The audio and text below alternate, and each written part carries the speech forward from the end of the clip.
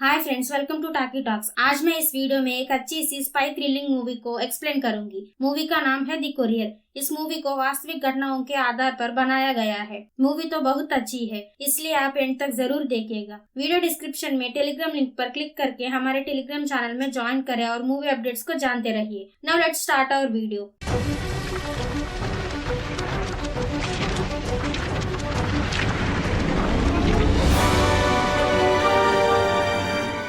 Video शुरू करने से पहले एक छोटी सी रिक्वेस्ट है। फ्रेंड्स, हमारे चैनल में आपको एंटरटेन करने के लिए वीडियोस पब्लिश करते रहेंगे, so please subscribe the channel और पास में बेल आइकन को क्लिक करके सपोर्ट कीजिए। इस तरह हमें दूसरी वीडियोस बनाने की एंकरेजमेंट मिलती रहेगी। वीडियो को लाइक करके अपनी फैमिली और दोस्तों से शेयर कीजिए। अब हम वीडियो शुरू करेंगे। मूवी शुरू होते ही 1960 के समय में अमेरिका और रशिया, दो मित्र देशों के बीच कोल्ड वॉर होती रहती है। इससे अमेरिका और रशिया दोनों देश अपने अपने देश में हथियार तैयार करते रहते हैं और एक दूसरे के देश में जासूस लगाकर उस देश की सारी सीक्रेट्स को जानते रहते हैं। ठीक उसी समय में रशियन आर्मी में बहुत ही अहम पद में काम करके रिटायर हुआ ओलेग नाम का आदमी रशिया में बहुत इंपॉर्टेंट लोगों से अच्छी संबंध रखने की वजह से ओलेग रशिया में जो इम्पोर्टेंट मीटिंग्स होती है उसमें शामिल होता रहता है। इस तरह एक दिन ओलेग कुछ सीक्रेट आर्मी डॉक्यूमेंट्स को एक लेटर में रखकर किसी को नहीं पता चलते हुए बाहर जाकर मॉस्को शहर के दो अमेरिकन टूरिस्ट को रास्ते में देखकर ओलेग अपने हाथ में जो लेटर है उसको उन अमेरिकन टूरिस्ट के हाथ में देकर कहता है कि आप तुरंत इस लेटर को मॉस्को में अमेरिकन एम्बेसी में दीजिए। क्यों और इसमें क्या है, इस तरह की सवाल मत कीजिए, ये बहुत इंपॉर्टेंट है, इसलिए सीधा एम्बेसी जाके लेटर उनको दे दीजिए और बीच में कहीं मत रुकना। ये सुनकर उस टूरिस्ट इस लेटर को अमेरिकन एम्बेसी में देता है।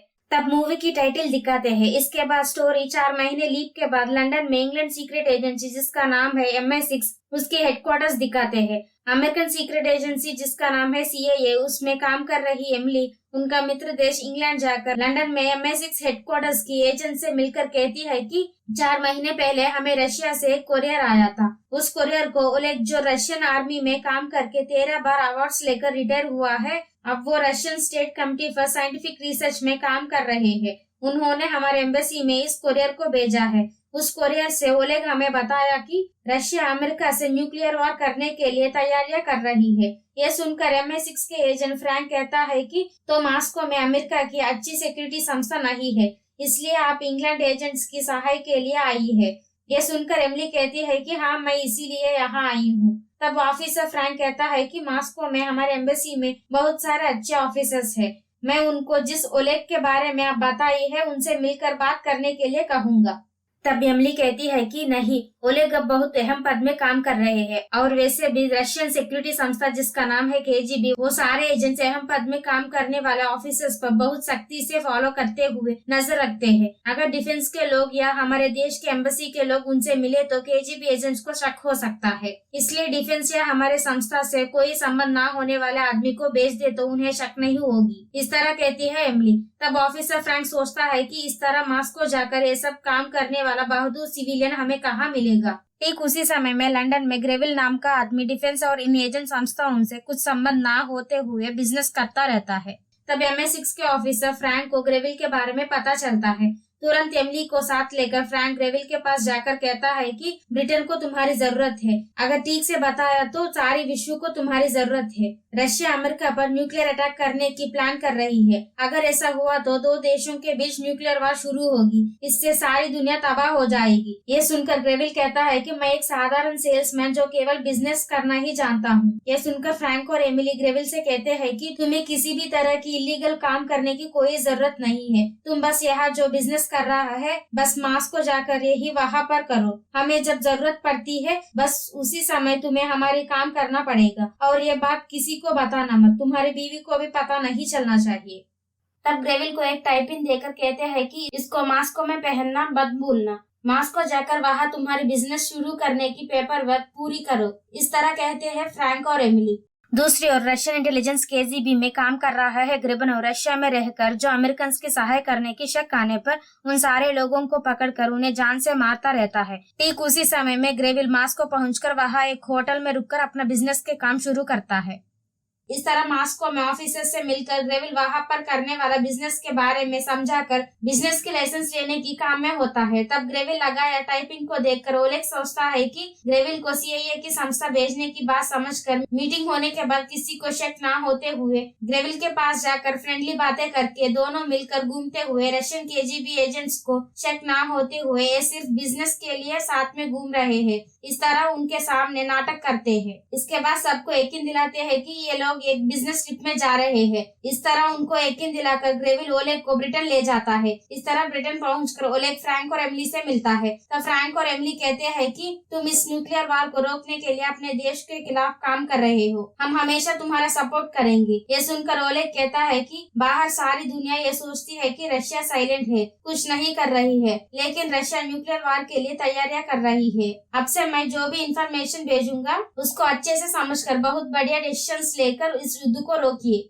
यही सारे देश के लोगों के लिए अच्छी है। अगर ऐसा नहीं हुआ तो एक और वर्ल्ड वॉर हो सकती है। मैं बहुत ज्यादा रिस्क लेकर इंफॉर्मेशन को भेज रहा हूँ, इसलिए मेरे परिवार को भी रिस्क है। जरूरत पड़ने पर अमेरिका में मुझे और मेरे परिवार को रहने के लिए व्यवस्था करना पड़ेगा। जरूरत पड़ी तो हमेशा के लिए परिवार के साथ अमेरिका में रहना पड़ेगा। ये सुनकर एमिली कहती है कि तुम जब चाहो तब तुमको अमेरिका में शिफ्ट करके तुम्हें बचा लेंगे। इसके बाद एमिली और फ्रैंक जाकर ग्रेविल से मिलकर कहते हैं कि तुम बहुत अच्छा काम किया है, इसी तरह कुछ और समय हमें तुम्हारी मदद चाहिए। ये सुनकर ग्रेविल कहता है कि आप केवल ओलेग को ब्रिटेन ले आने के लिए कहे थे। बिल्कुल वैसे ही किसी को शक न होते हुए बिजनेस ट्रिप बोलकर मैंने उनको यहाँ लाया हूँ, इससे मेरा काम हो गया है। तब एमिली कहती है कि रशियन इंटेलिजेंस को लगता है कि तुम सिर्फ एक बिजनेसमैन है, इसीलिए तुमको हमारे ऑपरेशंस में शामिल करना चाहते हैं। ये सब सिर्फ थोड़ी समय के लिए ही है। रशियंस के सारे प्लान्स पता चलने पर ही हम इस युद्ध को रोक सकते हैं। तुम्हें ज्यादा कुछ करने की जरूरत नहीं है, तुम बस एक कोरियर मैन की तरह ओलेग जो इन्फॉर्मेशन देता है वो यहाँ पर हमें भेजते रहना। इस तरह एमिली और फ्रैंक की बातें सुनकर ग्रेविल कहने लगता है कि अगर मैं इतने समय मॉस्को में रहा तो मेरी बीवी को मुझ पर शक हो सकता है और वो ये भी सोच सकती है कि मेरा किसी और के साथ अफेयर चल रही है। इससे बहुत मुश्किल हो गया और इसी बात पर हम दोनों अलग भी हो सकते हैं।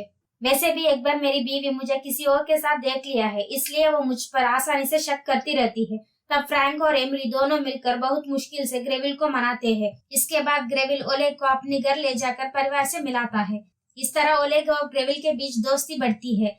इस तरह एक साधारण बिजनेस आदमी को रशिया की सीक्रेट इन्फॉर्मेशन अमेरिका और ब्रिटेन को देने वाला कोरियर मैन बनना पड़ता है। इस तरह कोरियर मैन बनने के लिए मान गया ग्रेविल को देखकर फ्रैंक, एमिली और ओलेग कहते हैं कि तुम्हें रशिया में बहुत सतर्क रहना पड़ेगा। वहाँ के रशियन इंटेलिजेंस केजीबी तुम्हें पता लगने बिना ही तुम्हारा पीछा करते रहेंगे। अगर वहाँ के आम आदमियों को भी तुम पर शक आने से वो केजीबी को इन्फॉर्म कर सकते हैं, इसलिए तुम किसी पर भी भरोसा मत करो और हर किसी के सामने कुछ शक न आते हुए अपना काम करते रहना। तुम्हें बिना पता हुए तुम्हारे कमरे में सीक्रेट माइक्स या सीक्रेट कैमरा रखने की खतरा है, इसलिए तुम अपने रूम में कुछ भी सीक्रेट्स मत रखना।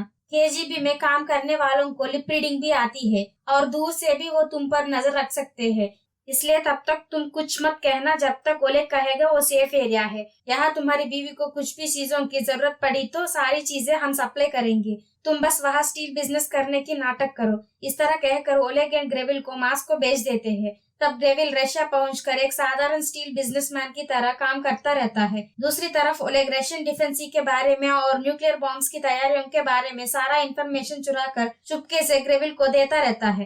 तब ग्रेविल उस इंफॉर्मेशन को लेकर हमेशा की तरह ब्रिटेन और रशिया के बीच में ट्रैवल करके ओलेग दिया इंफॉर्मेशन को CIA और MI6 एजेंट्स तक पहुंचाता रहता है। तब CIA और MI6 मिलकर एक बड़ा टीम को तैयार करके ओलेग के द्वारा मिली इंफॉर्मेशन को डिकोड करते रहते हैं। दूसरी तरफ ग्रेविल को देखकर उसकी बीवी शीला को उसकी बर्ताव में बदलाव दिखता है। शीला को शक होती है कि ग्रेविल बिजनेस ट्रिप बताकर मॉस्को जाकर कुछ और ही कर रहा है। तब शीला ग्रेविल से कहती है कि तुम मॉस्को में बिजनेस मत करो, वैसे भी रशिया और ब्रिटेन के बीच युद्ध होने की सारी संभावनाएं हैं। तब ग्रेविल इस बात को नहीं मानता है, इससे शीला को ग्रेविल पर शक और बढ़ती है। इसी समय में ओलेग और ग्रेविल के बीच दोस्ती और मजबूत हो जाती है। इस तरह ओलेग के द्वारा इंफॉर्मेशन लेकर ग्रेविल CIA और MI6 को देते समय में उस इंफॉर्मेशन को डिकोड करने के टीम में काम करने वाला एक आदमी रशियन इंटेलिजेंस का सीक्रेट एजेंट है। तब उस आदमी ये इंफॉर्मेशन देखकर तुरंत रशियन एजेंट्स के पास जाकर उन्हें बताता है है कि रशिया की डिफेंस इंफॉर्मेशन हमारे टीम के पास है। उस इंफॉर्मेशन कौन भेज रहा है ये मैं नहीं जानता हूँ, लेकिन इतना जरूर पता है कि मॉस्को में CIA और MI6 के लिए काम करने वाले जरूर है। इससे रशियन इंटेलिजेंस KGB अलर्ट हो जाती है और इंफॉर्मेशन कैसे लीक हो रही है इसी बात को पता लगाने की काम शुरू करते हैं। ठीक उसी समय में रशियन इंटेलिजेंस एक मीटिंग रखकर उसमें कहती है कि जल्दी अमेरिका में न्यूक्लियर बॉम्ब डालना है।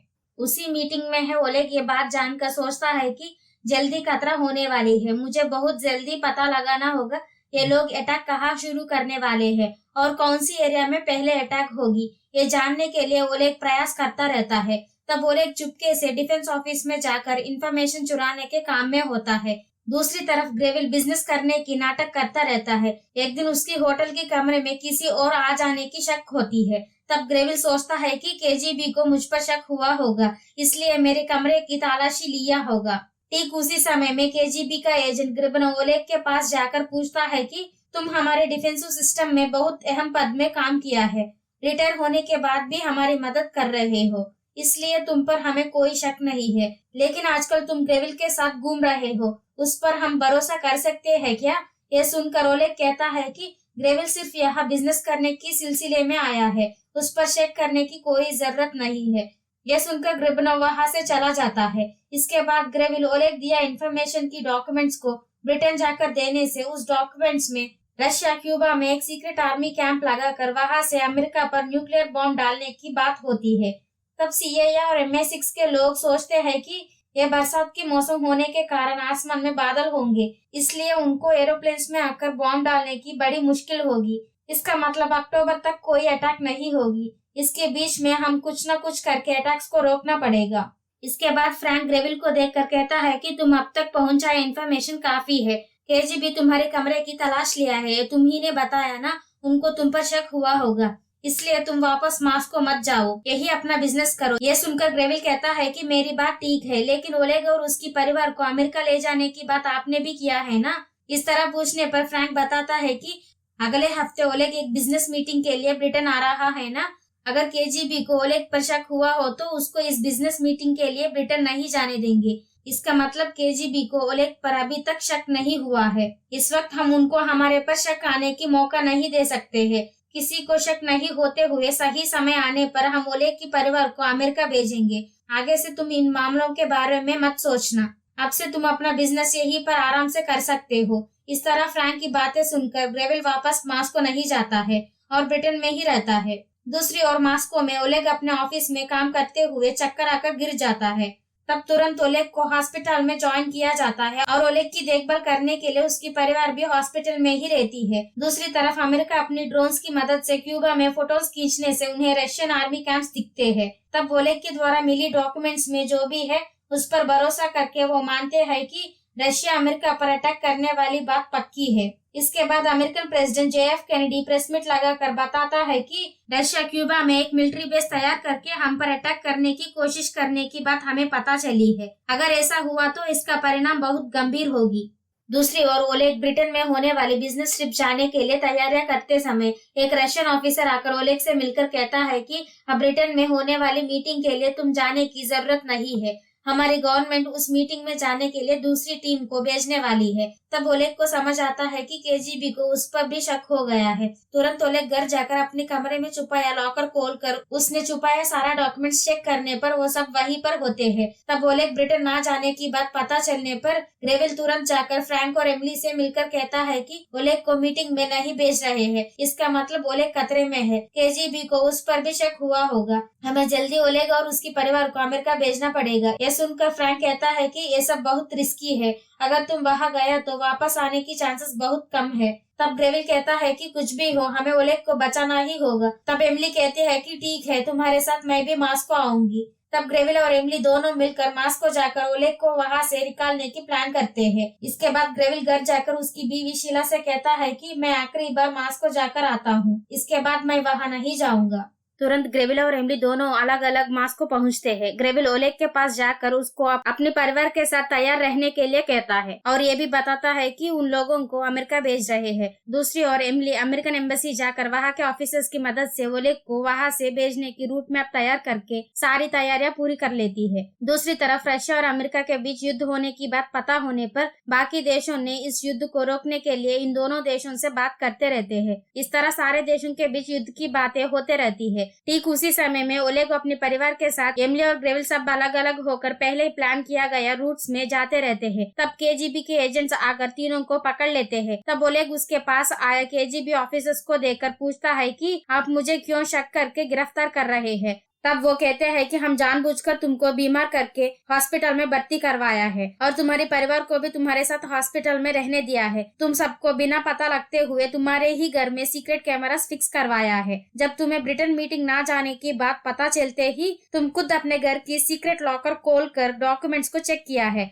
तब हम ये सब कुछ देख लिया है। पहले से हमको तुम और ग्रेविल दोनों पर शक था। ये सब बताकर ओलेग की परिवार को छोड़कर ओलेग को गिरफ्तार करते हैं। इसके बाद इमली के खिलाफ कोई सबूत ना होना और इमली का डिप्लोमेटिक स्टेटस से उसको अमेरिका भेजकर ओलेग और ग्रेविल दोनों को जेल में डाल देते हैं। वहाँ इन दोनों को बहुत ठंड में बिना चादर दिए हुए सोने के लिए कहता है और खाना भी कीड़े मकोड़ों से होती है। ये सब करके इन दोनों को टॉर्चर करते रहते हैं। दूसरी ओर फ्रैंक और एमिली दोनों मिलकर ग्रेविल के घर जाकर उसकी बीवी शीला से मिलकर बताते हैं कि जो तुम सोच रही हो वैसा तुम्हारे हस्बैंड को किसी और के साथ कोई अफेयर नहीं चल रही है। वो बस एक वर्ल्ड वॉर को रोकने की कोशिश करके मास्को में गिरफ्तार हो गया है। ग्रेविल को घर वापस ले आने के लिए हम बहुत कोशिश कर रहे हैं। तुम बस हौसला रखना। दूसरी तरफ केजीबी के लोग ग्रेविल को इंट्रोगेशन करते समय ग्रेविल उनसे कहता है कि जैसे आप सोच रहे हैं मैं बस कुछ लेटर्स ब्रिटेन जाकर वहाँ के लोगों को दिया है, लेकिन उन लेटर्स में क्या है मैं नहीं जानता हूँ। मैं बस उन लेटर्स को साधारण चिट्ठियां मानकर दिया है। यह सुनकर केजीबी एजेंट्स कहते हैं कि ओलेग अपना जुर्म मान लिया है। यहाँ की इन्फॉर्मेशन अमेरिका के लोगों को भेजने की बात मान लिया है। अब तुम भी अपना जुर्म मान लो। लेकिन ग्रेविल कहता है कि सच में मुझे नहीं पता है उन लेटर्स में क्या है।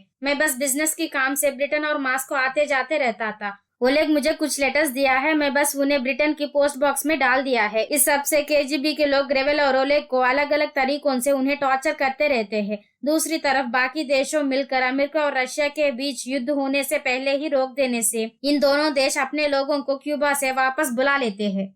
6 महीने के बाद शीला को परमिशन मिलने पर वो ग्रेविल के पास जाकर कहती है कि तुम्हें बाहर लाने के लिए तैयारियां चल रही है और दोनों देश के बीच युद्ध भी नहीं हुआ है। ये सुनकर ग्रेविल खुशी होकर सोचता है कि अपनी जान की परवाह ना करते हुए इतना करने पर सब कुछ ठीक हो गया है। दूसरी ओर अमेरिका और ब्रिटेन गवर्नमेंट्स के बीच इस तरह चर्चा होती है कि रशिया एक मासूम को प्रूफ्स ना होने के बावजूद भी जेल में रखा है। ग्रेविल को रिलीज करने के लिए कहती रहती है। एक साल बाद 1964 अप्रैल 22 में अमेरिका जेल में है एक रशियन सीक्रेट एजेंट को रिलीज करने के लिए मानने पर रशियन गवर्नमेंट भी ग्रेविल को रिलीज कर देती है। इस तरह दोनों मित्र मिलकर वर्ल्ड वॉर रोक देते हैं। ग्रेविल 1 साल तक जेल में अत्याचार सहकर रिलीज होकर अपने परिवार के साथ मिलकर पहले की तरह एक साधारण सी जिंदगी जीना शुरू करता है। लेकिन रशियन गवर्नमेंट ओलेग को मौत की सजा देती है। उसकी मकबरा कहाँ है ये बात उसकी परिवार को भी नहीं बताती है। इससे मूवी की एंडिंग होती है। इस मूवी एक रियल लाइफ स्टोरी को बेस करके बनाया है, इसलिए ये मूवी के अंत में ओलेग और ग्रेविल के बारे में इंफॉर्मेशन दिखाते हैं। इसके साथ साथ रियल लाइफ में ग्रेविल को भी दिखाते हैं। अब मेरी क्वेश्चन ये है कि आपको क्या लगता है, ओलेग अपनी देश की इंफॉर्मेशन लीक करके युद्ध को रोकना सही है या नहीं, या उसे आप देशद्रोही कहेंगे? अगर आप उस सिचुएशन में होते तो क्या डिसीजन लेंगे? कमेंट्स के जरिए अपना विचार जरूर बताइएगा। अगर आप इस मूवी को देखना चाहते हैं तो अमेज़न प्राइम में देख सकते हैं। मूवी मिस मत कीजिए, आपको बहुत अच्छा लगेगा। वीडियो डिस्क्रिप्शन में टेलीग्राम लिंक पर क्लिक करके हमारे टेलीग्राम चैनल में ज्वाइन करें और मूवी अपडेट्स को जानते रहिए। चैनल को सब्सक्राइब करके पास में बेल आइकन को क्लिक कीजिए और सपोर्ट कीजिए। अगर आपको वीडियो पसंद आया हो तो लाइक करके अपनी फैमिली और दोस्तों से शेयर कीजिए। Thanks for watching.